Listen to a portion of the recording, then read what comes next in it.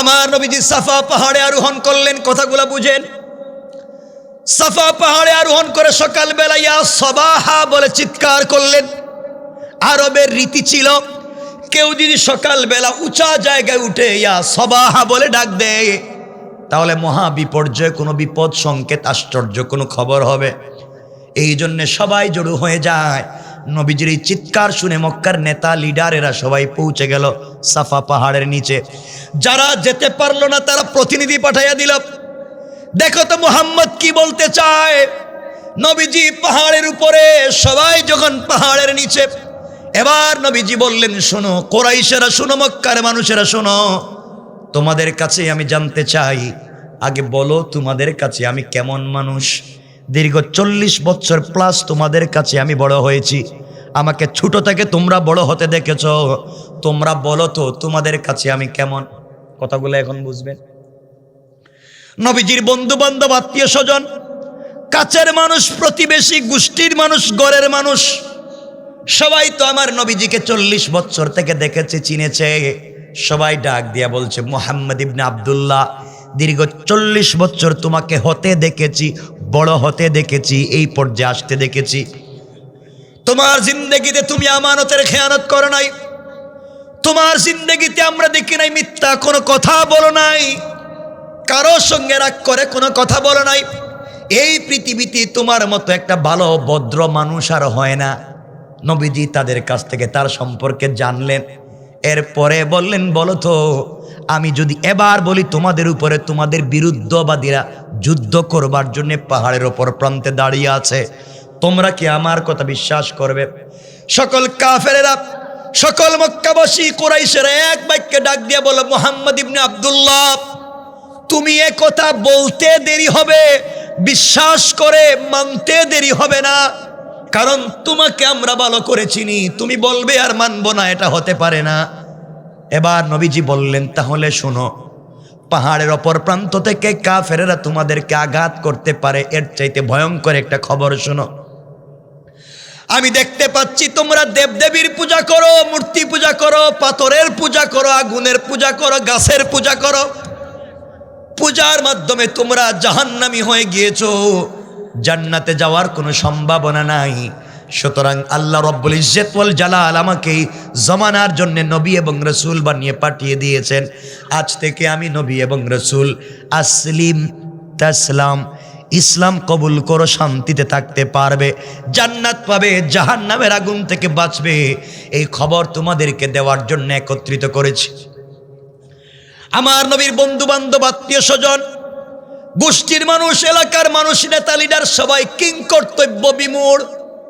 হঠাৎ করে মুহাম্মদ কি বলতেছে? নবীজি তো একটু আগে স্বীকৃতি আদায় করলেন তাদের কাছ থেকে তিনি কেমন, এখন সবাই এক বাক্যে কেমনে বলবে তিনি খারাপ বলতেছেন? কেউ কোনো কথা বলে না, সবাই নিস্তব্ধ হয়ে গিয়েছে, নিশ্চুপ হয়ে গিয়েছে। এই নিস্তব্ধতা ভেঙ্গে একটা লোক দাঁড়িয়ে গিয়েছে, কোরআনের ভাষায় যার নাম আবুল আহাব, যাকে বলা হতো আব্দুল উজ্জা। আবুল আহাব দাঁড়িয়ে গিয়েছে, হাতের মধ্যে পাথর নিয়ে ডাক দিয়ে বলেছে, তাব্বান লাকা ইয়া মুহাম্মদ আলিহাদা জামাতানা আয়দাউতানা।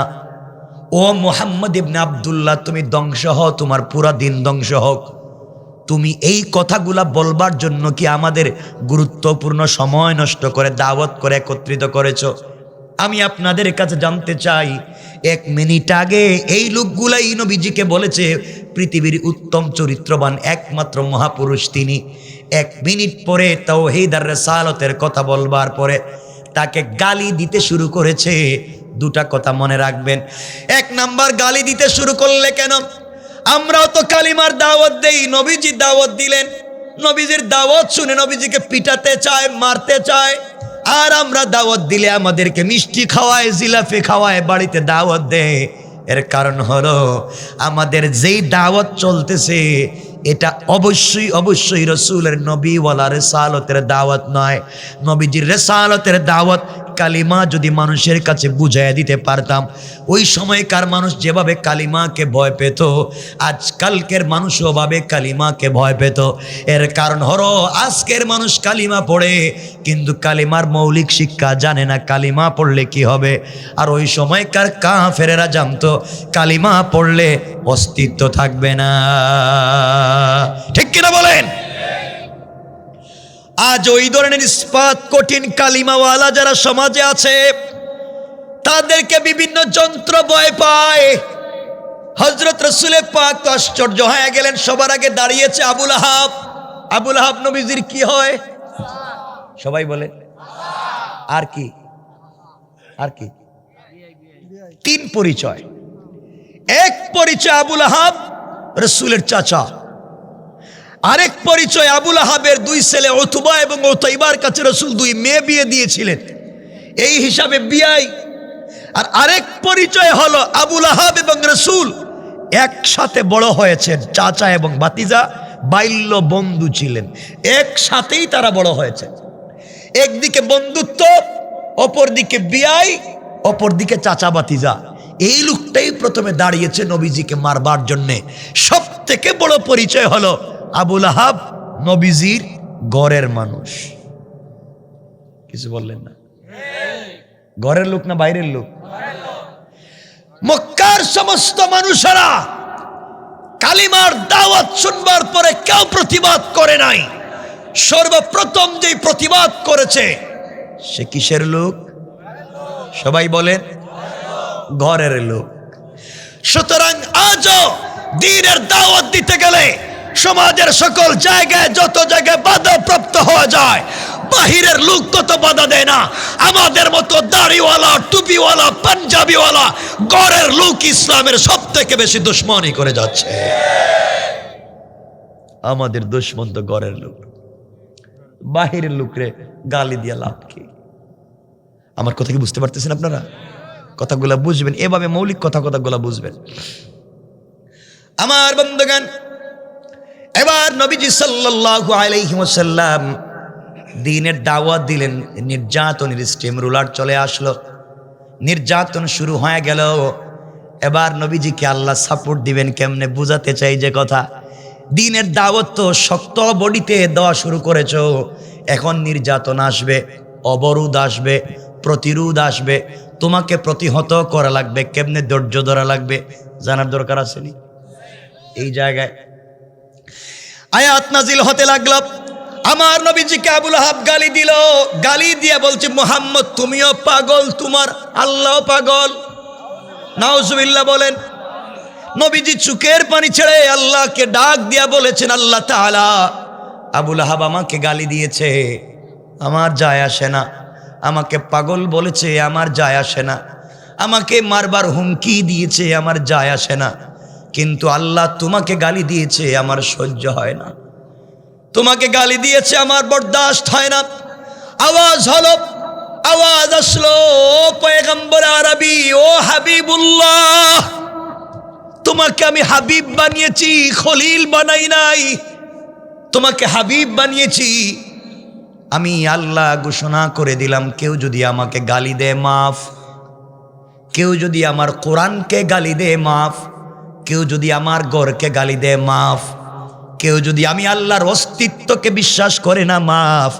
কিন্তু যারা আমার বন্ধু, যার কারণে ইসলামী আন্দোলন সমাজে প্রতিষ্ঠা করতে চায়, সেই ইসলামী আন্দোলনের নেতা হাবিবুল্লাহকে যারা গালি দিবে, আমি আল্লাহ এক সেকেন্ডের জন্য তাদেরকে মাফ দিতে পারি না।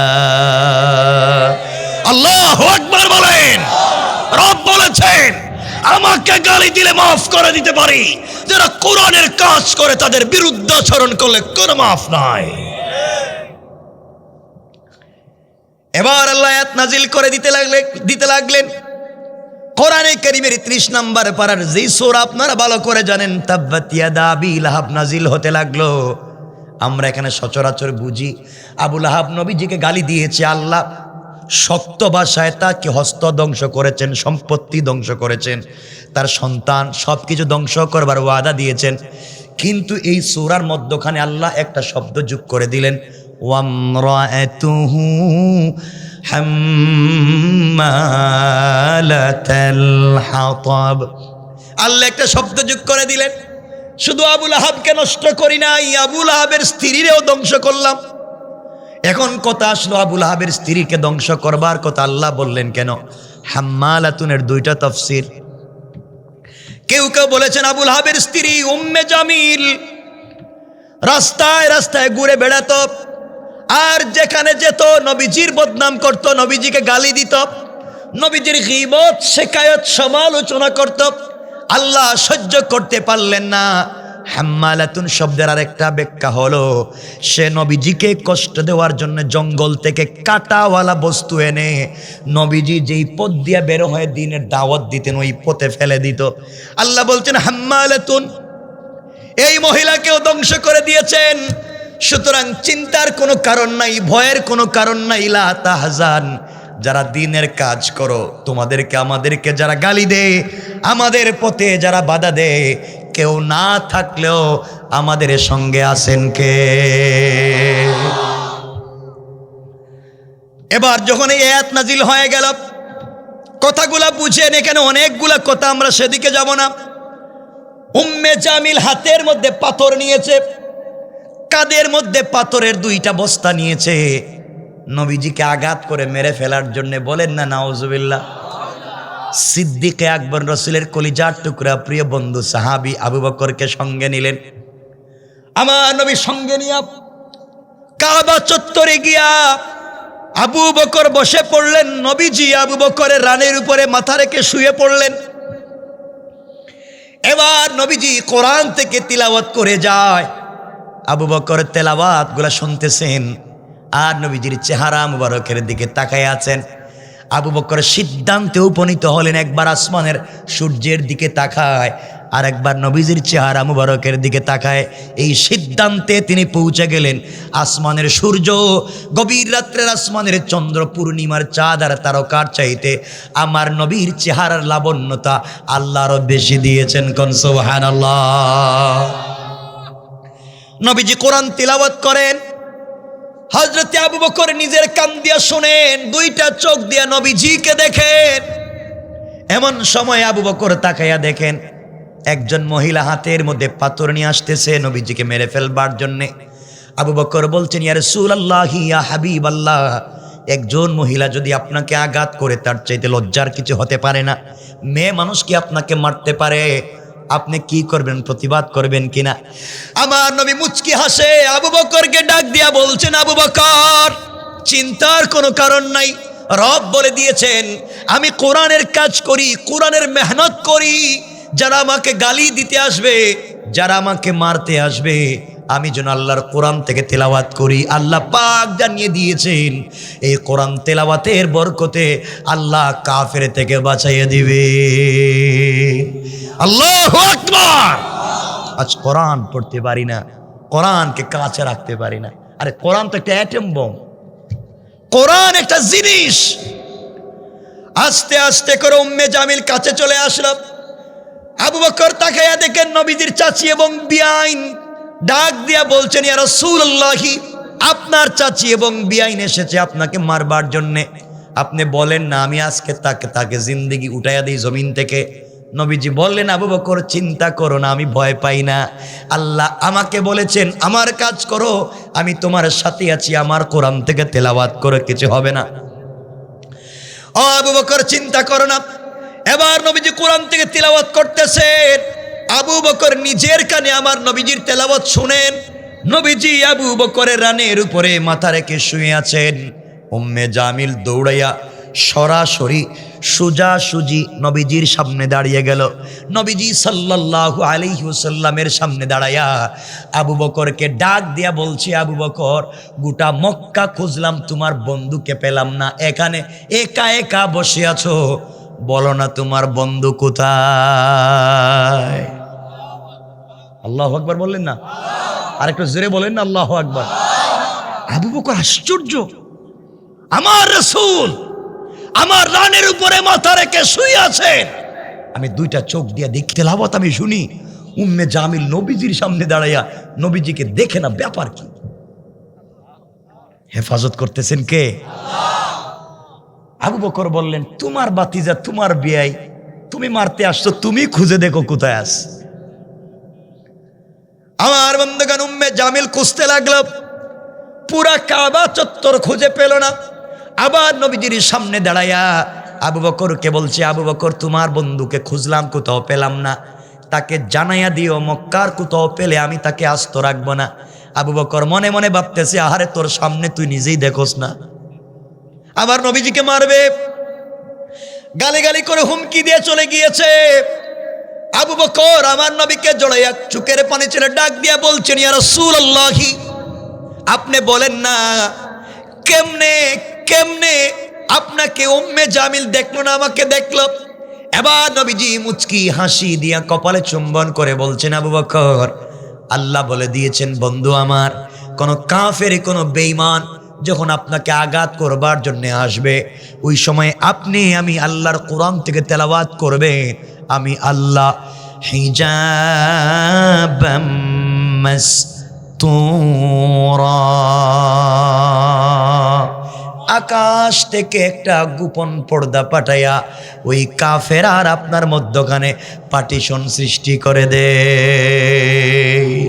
আল্লাহু আকবার বলেন। কোরআন কার নাম? কষ্ট হচ্ছে আপনাদের? কষ্ট হচ্ছে? আমি কিছুক্ষণ কথা বলবো, একটু হাত দেখান তো দেখি কার কার কষ্ট হচ্ছে। আরে হচ্ছে বলছি তো, আপনাদের কন্ডিশন বুঝবার জন্য। হচ্ছে? কষ্ট হয়? আওয়াজ করে বলেন কষ্ট হয়। তাকবীর দেন, লিল্লাহে তাকবীর। আওয়াজ না, আওয়াজ করে বলেন লিল্লাহে তাকবীর, নারে তাকবীর। আমার বন্ধুগণ, নবীজিকে মারবার জন্য কৌশল করছে। নবীজিকে মারবে কেমনে? এই যে কোরআন কেমনে বাঁচাতে পারে বুঝতে পারছেন? এখন কিছু কয় না, বুঝতে পারছেন? আরেকটু সহজ করে বুঝাইয়া দেই, আরেকটু সহজ। এজন্য কিচ্ছু লাগবে না, গোটা দুনিয়ায় দিন কায়েম করেছেন শুধু কোরআনের দ্বারা। আজও কিচ্ছু লাগবে না, শুধু কোরআন থাকলেই চলবে। এজন্য বলছে, শোনো, রাসূল কোরআনের মাধ্যমে কেমনে বাঁচলেন আরেকটু সামনে বলে মূল আলোচনা সংক্ষেপ করে দেব। নবীজি যেদিন হিজরত করে মক্কা থেকে মদিনায় গেলেন, মনে রাখবেন, ঘটনা বলতেছি না, আমার মূল আলোচনা আমরা এখনো আছি ওয়ানদির আশিরাতাকাল আকরাবিনে। শুধু আসছি কোরআন কেমনে বিরুদ্ধবাদীদেরকে আক্রান্ত করে কোরআনের পক্ষের শক্তিকে বিজয় দেয়, আমরা সেটাই বুঝবো ইনশাআল্লাহ। বলেন, নবীজি যেদিন হিজরত করে মক্কা থেকে মদিনায় চলে যাবেন, রাত্রবেলা জিবরিল আমিন রাসূলকে উঠালেন, ইয়া রাসূলুল্লাহ, সফর শুরু করেন ইয়াসরিবের দিকে, সফর শুরু করেন মদিনার দিকে। আমার বন্ধুগণ, নবীজি ঘুম থেকে উঠে গেলেন, কাপড় পরলেন, 2 রাকাত সালাত পড়লেন, ঘর থেকে বের হয়ে যাবেন। হঠাৎ করে তার কানে আওয়াজ আসলো, ঘরের চতুর্দিকে কাফেরেরা বেষ্টন করে রেখে দিয়েছে। ঘরের চতুর্দিকে কাফের নেজা নিয়ে, বল্লম নিয়ে, তীর নিয়ে দাঁড়িয়ে আছে, যে কোনো সময় নবীজিকে আঘাত করবে, নবীজিকে মেরে ফেলবে।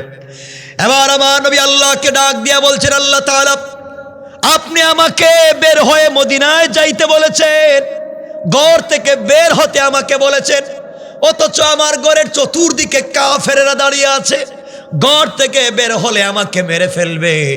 আল্লাহ কেমনে বললেন আমি ঘর থেকে বের হব?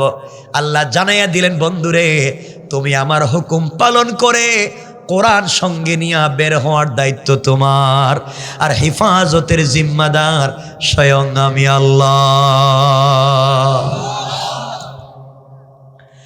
এবার নবীজি তৈরি হয় দরজার কাছে গেলেন, দরজার কাছে গিয়ে আল্লাহকে ডাক দিয়া বলছেন, আল্লাহ, আমি তো বের হয়ে চলে যেতে চাই তোমার উপরে ভরসা করে, ওয়ালাকিন লিয়াতমাইন্না কলবি, কিন্তু অন্তরে প্রশান্তি পাচ্ছি না। কোনো প্রটেক্ট ছাড়া, কোনো উপকরণ ছাড়া আমি কেন ঘর থেকে বের হব?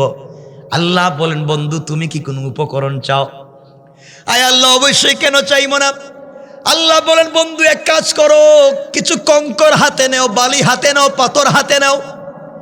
এক মুষ্টি কঙ্কর অথবা বালি অথবা পাথর হাতে নিয়ে আমার কোরআন থেকে তিলাওয়াত করে ওই বালি, কঙ্কর অথবা পাথরগুলা দরজা খুলে কাফেরদের উপরে নিক্ষেপ করো। এর মাধ্যমে ওরা চোখে দেখবে না, তুমি সরাসরি মদিনায় পৌঁছে যাবে।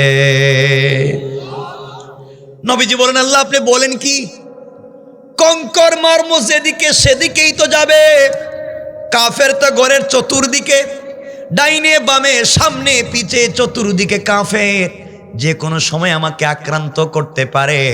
আমি মারলে তো একদিকে যাবে, চতুর্দিকে কেমনে যাবে? আল্লাহ বলেন, বন্ধুরে কোরআন থেকে তেলাওয়াত করে কঙ্করগুলা নিক্ষেপ করার দায়িত্ব সামনের দিকে তোমার, আর চতুর্দিকের কাফেরদের চুকে চুকে পৌঁছে দেওয়ার জিম্মাদার আমি আল্লাহ। আল্লাহু আকবার। আল্লাহ বুঝাতে চান, তোমার সর্বস্ব দিয়ে চেষ্টা করো, কিন্তু চেষ্টা করলে পিছনে মারতে পারবে না। তোমার দায়িত্ব হচ্ছে চেষ্টা করা, আর মনজিলে মকসুদ পর্যন্ত পৌঁছে দেওয়ার জিম্মাদার আমি আল্লাহ। এবার নবীজি দরজা খুললেন, কঙ্কর হাতে নিলেন, সামনের দিকে নিক্ষেপ করলেন, চতুর্দিকের কাফেরদের চুকে পড়ে গেল। কাফেরেরা আমার নবীজিকে দেখলো না। নবীজি পৌঁছে গেলেন মদিনায়। একদিন আল্লাহ সুযোগ বুঝে আমার নবীজিকে ডাক দিয়ে বলছেন, বন্ধু এবার বলো না, ওই দিন কেমনে বেঁচে গেলা? কেউ তোমাকে মারলো না, কেমনে বাঁচলা? তুমি তো শুধু সামনের দিকে পাথর মারলা, পিছনে ডাইনে বামের কাফেররা তোমাকে মারলো না, দেখলো না, ব্যাপার কি? নবীজি বলছেন, আল্লাহ তাআলা আমি জানি না, আপনি বলেন। এবার আমার আল্লাহ বলতে লাগলেন, বন্ধুরে আপনি কোরআনের জন্য কষ্ট করতেছেন, কোরআনের হুকুম কায়েম করবার আন্দোলন করতেছেন, আপনাকে বাঁচাবার দায়িত্ব আমার। আপনি যখন আমার কোরআন থেকে তেলাওয়াত করে ঘর থেকে বের হয়েছেন, আমার উপরে ভরসা করেছেন, বন্ধু আপনি জানেন না কেমনে বাঁচাইয়া দিলাম আমি। আল্লাহ রাব্বুল ইজ্জত ওয়াল জালাল বললেন, ওয়ামা রামাইতা ইযা রামাইতা ওয়ালাকিন্নাল্লাহ রামা। আল্লাহ রাব্বুল ইজ্জত ওয়াল জালাল জানায়া দিলেন, বন্ধুরে তুমি যখন পাথরগুলো নিক্ষেপ করতে গিয়েছো আমার উপরে ভরসা করে কোরআন সঙ্গে নিয়া, তুমি মনে করেছো এটা তোমার হাত। না না, তোমার হাত থাকে নাই, ওটা আমি আল্লাহর কুদরতের হাত হয়ে গিয়েছে। আর আমি আল্লাহ আমার হাত দিয়া কাফেরদের চুকে চুকে পৌঁছে দিয়েছে। কোন সুবহানাল্লাহ, আল্লাহু আকবার বলেন। বাঁচাইয়া দিয়েছেন কে? আরো জোরে আওয়াজ করে বলেন, কে? আল্লাহ আছেন, বলেন আছেন। আজও আমাদেরকে বাঁচাইয়া দিবেন। শর্ত একটাই, একটাই শর্ত। রাসূল পাককে আল্লাহ বলেছেন, মা তাকুমুর রাসূলু ফাখুযুহু ওয়া মা নাহাকুম আনহু ফান্তাহু। আমার রাসূল যা নিয়ে এসেছেন তা তোমরা আঁকড়ে ধরো, রাসূল যা ছাড়তে বলেছেন তা চিরতরে ছেড়ে দাও। কথা বুঝতে পেরেছেন?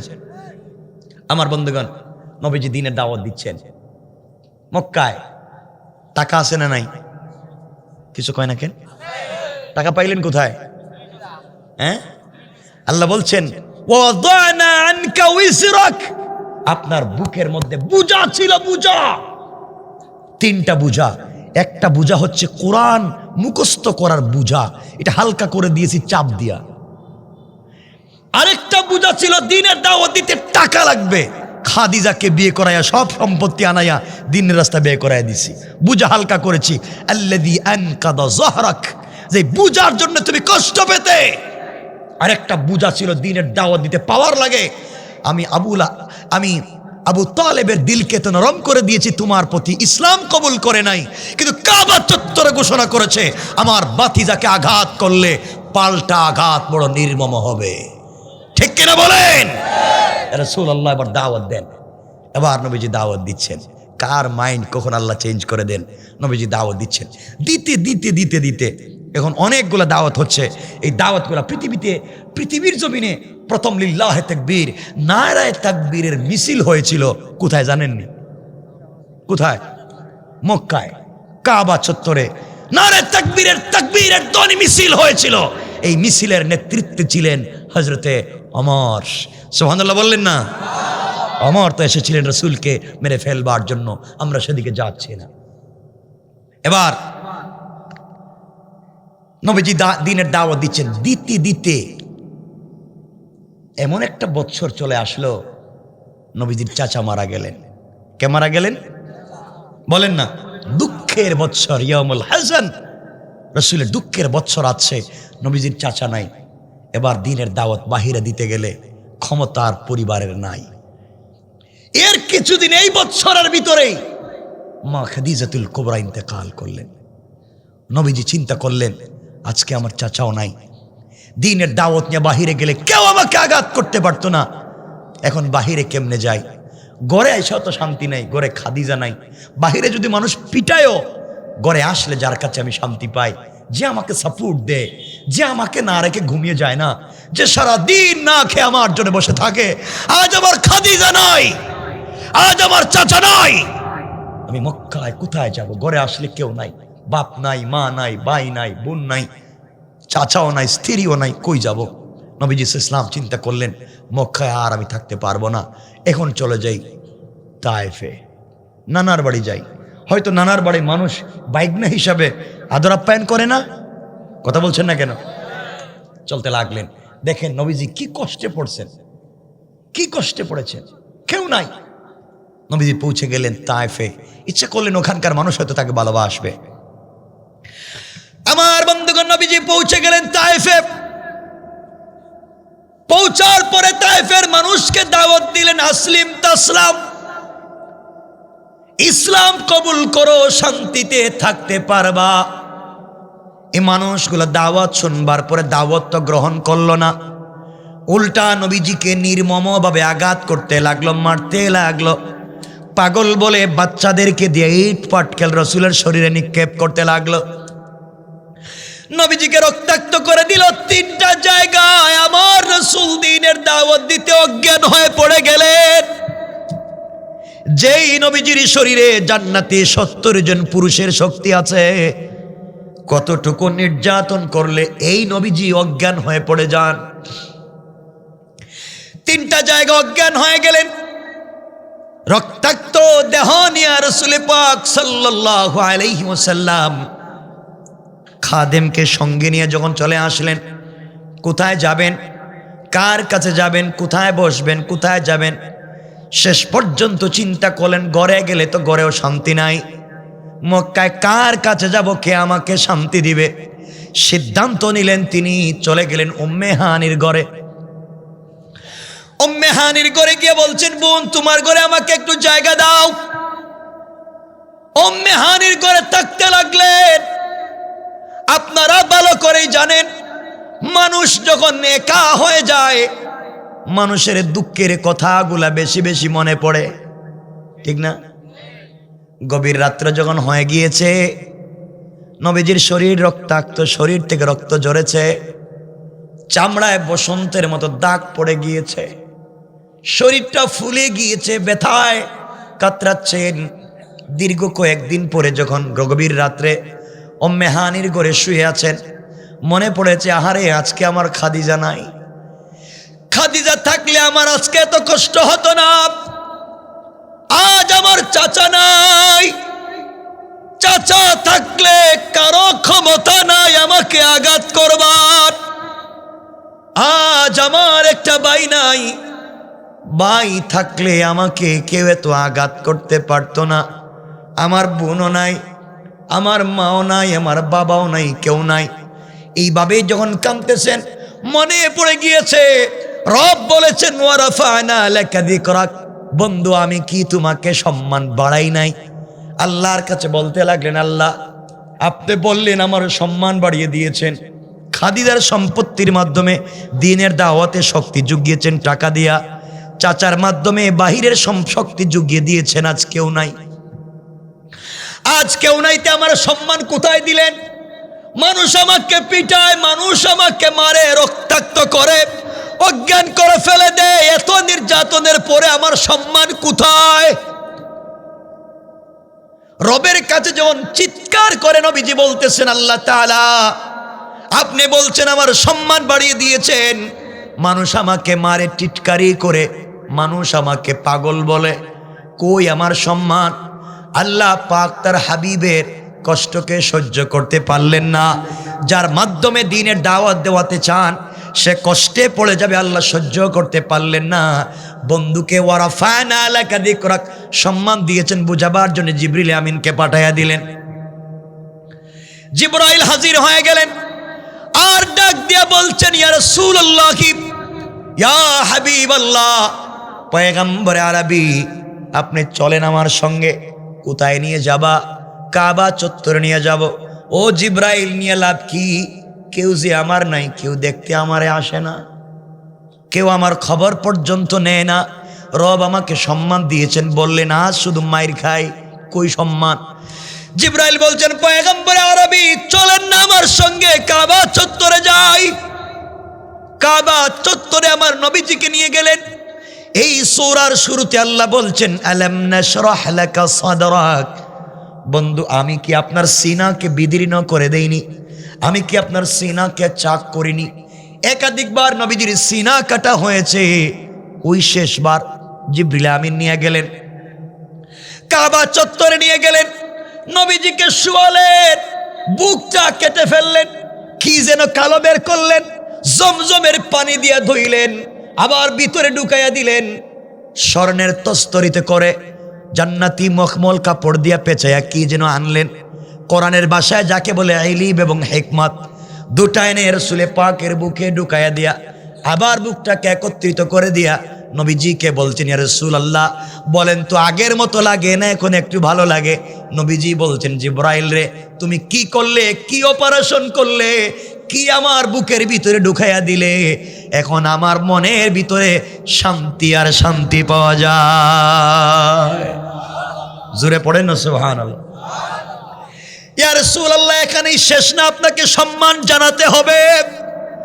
আপনি দ্বীনের দাওয়াত দিচ্ছেন, এই জমিনে আপনি দ্বীনের রাহবার, দ্বীনের রাহবারের সম্মান বুঝাইয়া দিতে হবে।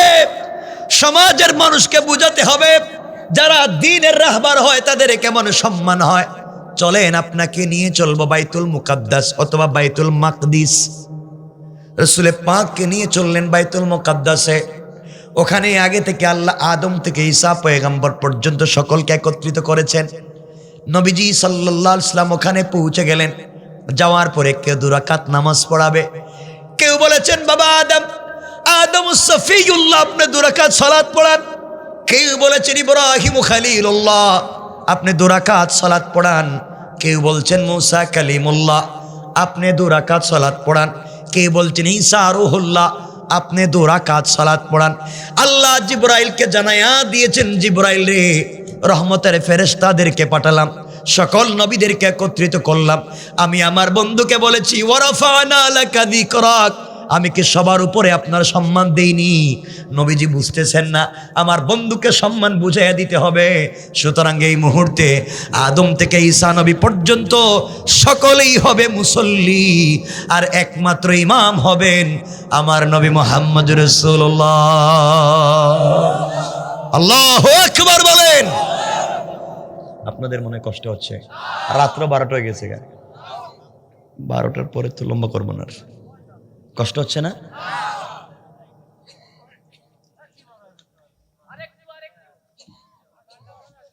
না, কষ্ট হচ্ছে? শোনেন না, আরে শোনেন, কতক্ষণ বলছি, কয়েক মিনিট শোনেন। আমার মুসলমান বন্ধুগণ, এক পর্যায়ে নবীজি সালাতের ইমামতি করলেন। আল্লাহ বুঝায় দিলেন, বন্ধু, ওয়ারাফানা লাকা যিকরাক, আদম থেকে ঈসা পর্যন্ত সকলে আজকে মুসল্লি, আর আপনাকে সবার ইমাম বানাইয়া আমি আল্লাহ ইমামুল আম্বিয়া ওয়ার রাসূল, আর এই মুহূর্তে বানাইয়া দিলাম ইমামুল মুরসালিন। আল্লাহু আকবার। সম্মান দিয়েছেন রব। নবীজি খুশি হয়ে গেছে। এতক্ষণ কাঁদতেছিলেন। জিবরাইল বলছেন, ইয়া রাসূলুল্লাহ, খুশি? জিবরাইল খুশি হবে না কেন? সম্মান তো রব দিয়েছেন। জিবরাইল বলছেন, ইয়া রাসূলুল্লাহ, শেষ না, রবের কাছে আপনি যে কথা কইছেন, যে আপনার কই সম্মান দিছে আপনি বুঝতেছেন না, রব আপনাকে সম্মান আজকে বুঝাবেই। রব বলেছে তার কাছাকাছি নিয়ে যাবে। কারণ বন্ধু যখন কষ্ট পায় তখন বন্ধুর উচিত হচ্ছে বন্ধুর বাড়িতে গিয়ে বন্ধুকে সান্ত্বনা দেওয়া, ঠিক কিনা কোন? এটাই হচ্ছে অরিজিনাল বন্ধুর কাজ। নবীজির বাপ নাই, নবীজির মা নাই, নবীজির চাচা নাই, নবীজির স্ত্রী নাই, একজনের কেউ নাই, এমন একজনের সঙ্গে যদি সত্যিকার অর্থে রব বন্ধুত্ব করে থাকেন, উচিত হচ্ছে তাকে কাছে নিয়ে সান্ত্বনা দেওয়া, ঠিক কিনা বলেন? এই জন্য তো রব সম্পর্ক করেছেন আমার রাসূলের সাথে, ওই কথাটা বুঝাবো শেষে। কিসের সম্পর্ক? এবার জিবরিল আমিন আমার নবীজিকে বুঝাচ্ছেন আর বলছেন ওয়ারাফানা লাকা যিকরাক, আপনার সম্মান কত উপরে আজকে বুঝবেন। এবার নবীজিকে নিয়ে চললেন জিবরিল আমিন আসমানের দিকে, ঊর্ধ্ব গগনের দিকে পৌঁছে গেলেন। প্রথম আসমানের দরজায় যাওয়ার পরে জিব্রাইল সালাম দিয়ে বলছেন কে আছো জান, আসমানের প্রহরী দরজা খুলে দাও। তারিখে ইবনে জারির তাবারিতে লিখে এমন সময় আসমানের প্রহরীরা ডাক দিয়ে বলছে আপনি কে? জিবরাইল বলছে না না জিবরাইল, আমি জিবরাইল, তোমরা দরজা খুলে দাও, আমি ভিতরে ঢুকবো। জান্নাতের প্রহরীরা ডাক দিয়ে বলছে জিবরাইল বেয়াদবি মাফ করবেন, আসমানের প্রথম দরওয়াজা খুলে দেওয়া যাবে না। কেন খুলে দেওয়া যাবে না? আল্লাহ পাক রব্বুল ইজ্জত ওয়াল জালাল যেই দিন প্রথম আসমান তৈরি করেছেন, ওই দিন থেকে নিয়ে আজ পর্যন্ত আরশে মুআল্লা পর্যন্ত লাল গালিচা বিছে একটা রাস্তা করেছেন। রাস্তার দুই পাশে কাঁচা ফুল ছিটিয়ে দিয়েছেন। জান্নাতুল ফিরদাউস থেকে মিশকে আম্বরের স্তূপ ডাল এনে ভেঙে ফেলে দিয়েছেন। ওই জায়গা ডিজাইন করেছেন একমাত্র কেবলমাত্র তার বন্ধু হাবিবুল্লাহর জন্য, তাকে নিয়ে যাওয়ার জন্য এত সুন্দর করেছেন, স্ট্রাকচার ডিজাইন করেছেন তার নাম দিয়া। সুতরাং এই জায়গা দিয়ে কাউকে যাইতে দেওয়া যাবে না। জিবরাইল বলছেন ও ফেরেশতারা, ও সিকিউরিটি গার্ড, তোমরা শোনো, যার জন্য রব এত সুন্দর সম্মানের জন্য এত সাজাইলেন, তিনি আমার সাথে আছেন, তোমরা গেট খুলে দাও। আল্লাহু আকবার বললেন না? নবীজি উঠে গেলেন, কুশল বিনিময় হলো, ঘটনা এখানেই বলবো না। কুশল বিনিময় হলো, কথাবার্তা হলো। জিবরিল আমিন দেখে নবীজি হাসতেছেন। জিজ্ঞেস করলেন ইয়া রাসূলুল্লাহ, ঘুম থেকে উঠাইয়া নিয়ে আসলাম, কাঁদতেছেন, এখন হাসতেছেন, ব্যাপার কি? জিবরাইল ডাক দিয়ে, জিবরাইলকে আমার নবী ডাক দিয়ে বলছেন ও জিবরাইল, আল্লাহ যে আমাকে এত ভালোবাসে আমি জানি না। আসমানের প্রথম আসমানে উঠে দেখলাম আসমানের গেট, আসমান থেকে যেই রাস্তা করেছেন, যত ডিজাইন করেছেন, সকল জায়গায় ডিজাইন করেছেন আমি নবীজির নাম দিয়া। সুবহানাল্লাহ বললেন না? কারণ যে যাকে ভালোবাসে তার নাম বেশি লিখতে মন চায়, ঠিক কিনা বলেন?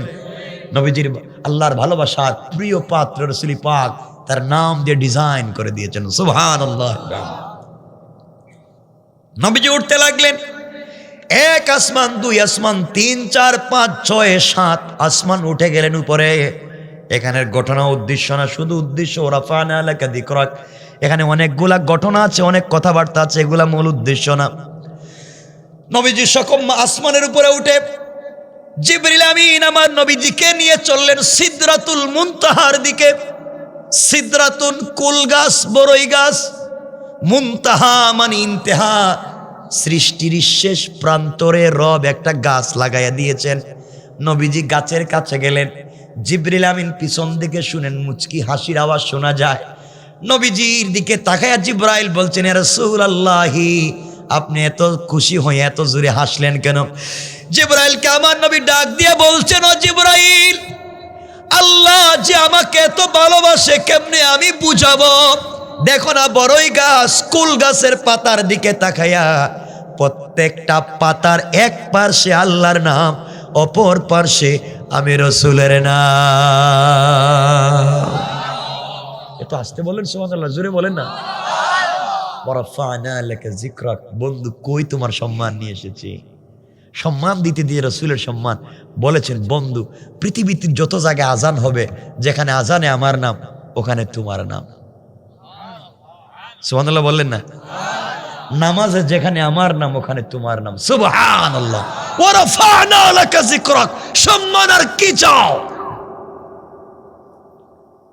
বড়ই গাছ, এই সিদরাতুল মুনতাহা যে বড়ই গাছ, এক একটা বড়ই মটকার মতো বড়, 70 মণ ওজনের, আর এক একটা পাতা হাতির কানের চাইতেও বড়। তো আসতে বলেন সুবহানাল্লাহ। আমার বন্ধুগণ, নবীজি দেখলেন, ঘুরলেন, খুব খুশি। সিদরাতুল মুনতাহা দেখলেন, এত ডিজাইন করা, স্ট্রাকচার এত সুন্দর, সব যেন নিজের নাম দিয়ে সাজাইছেন। রব আস্তে আস্তে জিবরিল আমিন কাছে এসে বলছেন, এখানে তারিখি 4-5টা রেওয়ায়েত আছে। আবারও বলছি, তারিখি 4-5টা রেওয়ায়েত আছে। কেউ কোনোটাকে গ্রহণযোগ্য, কেউ কোনোটাকে অগ্রহণযোগ্য। আমরা একটা রেওয়ায়েত নিব, একটা কথা বলবো, লম্বার দিকে যাব না। নবীজি সাল্লাল্লাহু আলাইহি সাল্লাম এবার জিবরিল আমিন নবীজিকে বলছেন, ইয়া রাসূলুল্লাহ, আমি এখানে থেকে গেলাম, আমি আর যেতে পারবো না। আমার দেখেন তো পাসপোর্ট আছে, পাসপোর্টে ভিসা আছে, ভিসার মেয়াদ আছে, সব আছে, কিন্তু আমার রোড পারমিট নেই। আমি যে রোডে যাব, এই রোডের পারমিট আল্লাহ আমারে দেন নাই। আপনি এখানে থাকেন, আমি চললাম। এখন আপনাকে দাওয়াত দিয়ে এখানে যিনি নিয়ে এসেছেন, আপনাকে সম্মানের কথা বলেছেন, আপনাকে ওখান থেকে তার দায়িত্বে তিনি নিবেন। এত আসতে বললেন কেন সুবহানাল্লাহ? জিবরাইল চলে গেছেন, নবীজি একা একা দাঁড়িয়ে আছেন।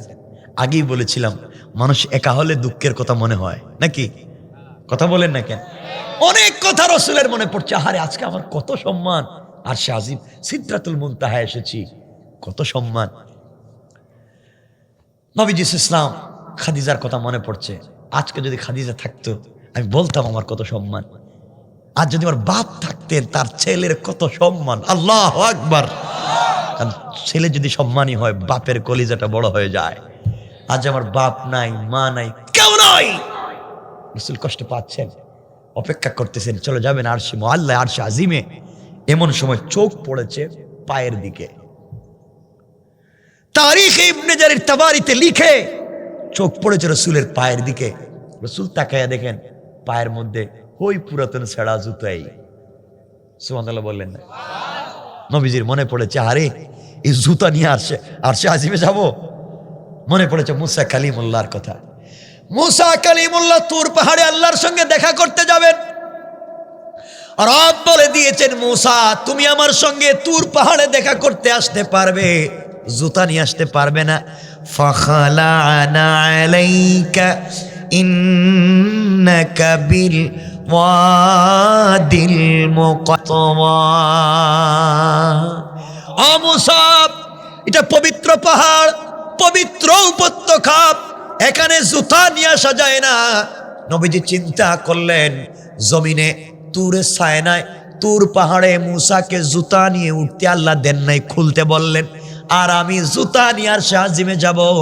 ইতিহাসে পাওয়া যায়, তারিখ ঐতিহাসিক তত্ত্ব মতে পাওয়া যায়, নবীজি সাল্লাল্লাহু আলাইহি সাল্লাম জুতা খুলে দিতে চাইলেন।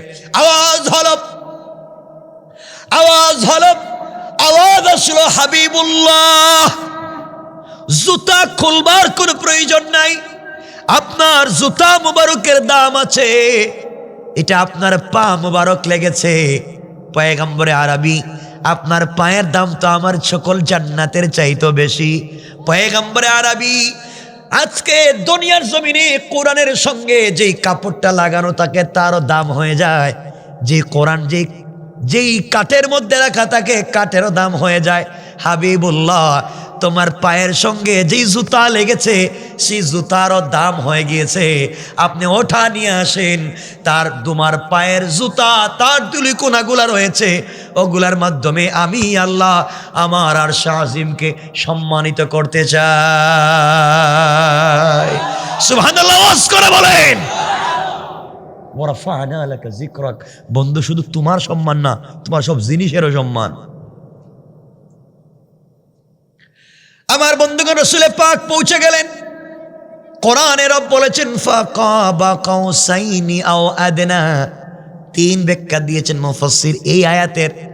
আমরা একটাই বলবো যে কাবা কাউসাইন, ধনুক বাঁকা করলে যত কাছাকাছি আসে, নবীজি এবং আল্লাহ তত কাছাকাছি বসে কথা বলেছেন। শুধু একটা ব্যাখ্যা নিলাম, বাকিগুলার দরকার নাই। এবার নবীজি আরশে আজিমে আল্লাহর কাছে পৌঁছে গিয়েছেন। রবের ওখানে যাওয়ার পরে হাসতেছেন। আল্লাহ বলছেন, হাসো কেন বন্ধু? নবীজি বলছেন, আল্লাহ তাআলা হাসি ওই জন্যে, সব ঘোরাঘুরি করে আসলাম, ওখানে আসার পরে দেখি আপনি আরশে আজিমকে যা ডিজাইন করেছেন, যা সুন্দর করেছেন, সব করেছেন আমার নাম দিয়া। সুবহানাল্লাহ, জোরে পড়েন না সুবহান। কথাবার্তা হচ্ছে। নবীজিকে আল্লাহ জিজ্ঞাসা করলেন, বন্ধু আসলা তো বাড়ি থেকে, বন্ধু বন্ধুর বাড়িতে গেলে কিছু গিফট নেয়, উপহার নেয়, হাদিয়া নেয় না? আপনারা মনে হয় কিছু নেন না মনে হয়? কোন মেহমান বাড়ি গেলে খালি হাতে যান নাকি? তা নবীজিকে আল্লাহ বলছেন, বন্ধু তুমি কি খালি হাতে আসছো? নবীজি বলছেন, আল্লাহ আপনি আমার বোকা পাইছেন নাকি? আপনি আমার দাওয়াত করলেন, আমি খালি হাতে আসবো? কি নিয়ে আসছো?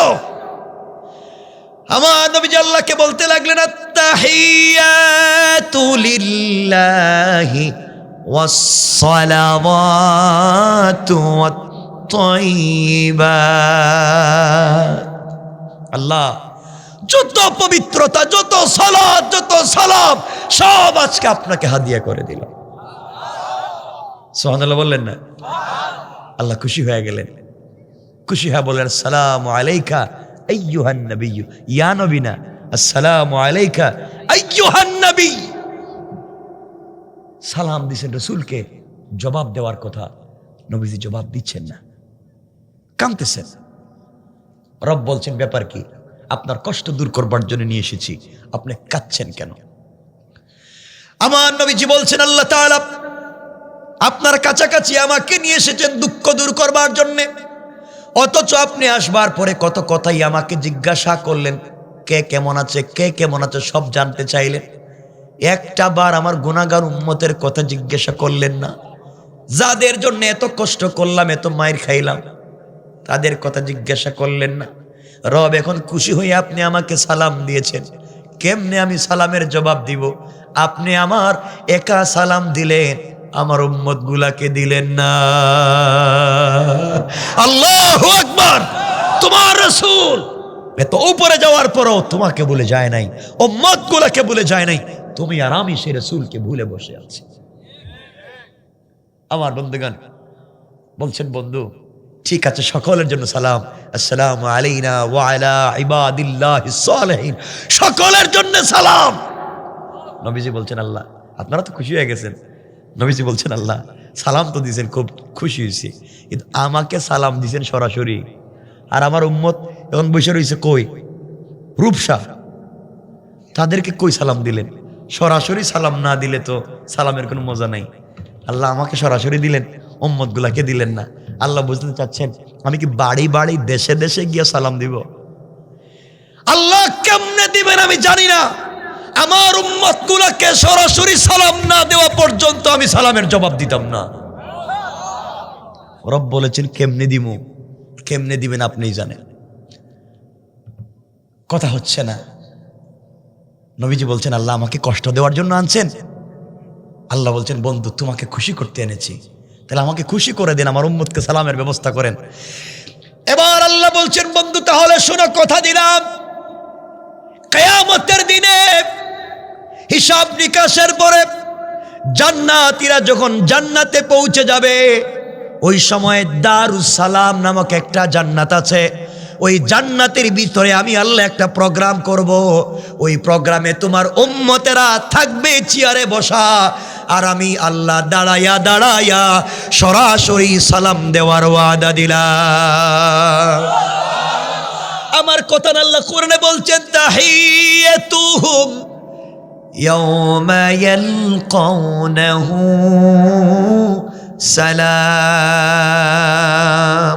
বন্ধুরে, তোমার উম্মতের সঙ্গে আমার যখন প্রথম সাক্ষাৎ হবে, তাদেরকে আমি আল্লাহ বসার জন্য জান্নাত দারুস সালামে চেয়ার দিব, ওরা বসে থাকবে, আর আমি দাঁড়ায়া দাঁড়ায়া তাদেরকে সালাম দেওয়ার ওয়াদা দিলাম। আল্লাহু আকবার। নবীজি খুশি হয়ে গেলেন। এবার কথা শুরু হয়েছে। এখানে কিছু গোপন কথা বলছেন রব, শুধু গোপন কথা। দেখেন ইশারায় কিছু কথা বলে। দুই দোস্ত বসে আছে রেস্টুরেন্টে, মানুষ বসে আছে কয়েকশো। এক দোস্ত আর এক দোস্তকে বলছে, দোস্ত ওই যে পরশুদিন বলছিলাম মনে আছে? ও বলে, মনে আছে তো। কেউ বুঝে নাই, তারা বুঝছে, ঠিক না? রব এখানে তার বন্ধুর সঙ্গে ইশারায় কথা বলেছেন, দোস্ত এই যে বলছি কাফ হা ইয়া আইন সাদ তা সিন মিম ইয়াসিন আলিফ লাম মিম আলিফ লাম রা, এগুলো রব বুঝেছে, আর রবের বান্দা আমার রাসূল বুঝেছেন। আল্লাহু আকবার বলেন। সাংকেতিক চিহ্নে কথা বলেছেন। কথা চলতে আছে, কথা চলতে আছে, তাদের কথা চলতে আছে, এভাবে চলতে থাকুক। এখন গেছেন, মা হারাইছেন, বাপ হারাইছেন, বউ হারাইছেন, চাচা হারাইছেন, সবাইকে হারাইয়া কষ্ট করে গেছেন, রবের সঙ্গে কথা বলতেছেন। তিনি কথা বলতে থাকেন, ওরা ফান এলাকা জিক্রক, সম্মানটা কত দূরে আল্লাহ নিয়ে গিয়েছেন বুঝাতে চান। যারাই দ্বীনের কাজ করে, যারা ইসলামের কাজ করে, যারা কোরআন সুন্নাহর কাজ করে, আমি রব তাদেরকে সম্মান দিতে পারি। সুতরাং এখন রবের সঙ্গে রসুলের কথা হচ্ছে ওখানেই। কোথায় একটু বলেন না? আমরা কই? রূপসা। আমরা রূপসাই থাকি, রসুল ওখানেই থাকুক। রাত্র 12টার উপরে আর কথা বলা যাবে না, আর আজকাল লম্বা করা যাবে না, কথা এখানে রেখে দিতে চাই। 12টার উপরে হয়ে গেছে। হয় হয়, এটা আমিও বুঝছি, এটা আমিও বুঝছি, কিন্তু ফজরের নামাজ যে মানুষ পড়বে না এই জায়গায়। ঠিক আছে, দোয়া থাকলো সকলের জন্য, কথা এখানে রেখে দিলাম। এতক্ষণ আলোচনা করে যা বুঝাতে চাইলাম, দ্বীনের পথে যদি চলেন, স্টিম রোলার নির্যাতন আসবে, আমরা যদি শক্ত থাকতে পারি, রব দিন শেষে সম্মানিত করে দিবেন ইনশাআল্লাহ। বলেন না ইনশাআল্লাহ? আল্লাহ আমাদের সবাইকে কবুল করুক।